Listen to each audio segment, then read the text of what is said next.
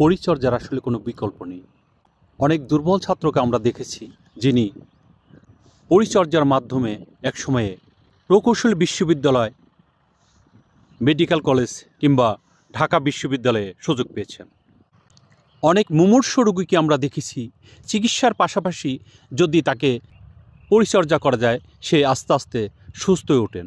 ঠিক একই রকম মাঠের ফসলগুলোকে যদি উপযুক্ত পরিচর্যা করা যায় তাহলে তার একটি ভালো ফলন পাওয়া যায়।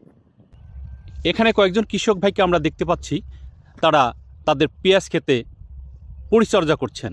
ভাইজান, আপনাদের কাছে একটু জিজ্ঞেস করব, এই যে আপনারা মাটি আলগা করে দিচ্ছেন, এতে পেঁয়াজ ক্ষেতের আসলে কী উপকার আসবে? ভালো হবে, হালকা করে দিলে গোড়াগুলো আসবে, গাছ আপনার মোটা তাজা হবে। তাতে কি ফলন আগের চেয়ে বাড়বে? আগলা করে দিলে তো ফলন বাড়বে। আচ্ছা, ধন্যবাদ।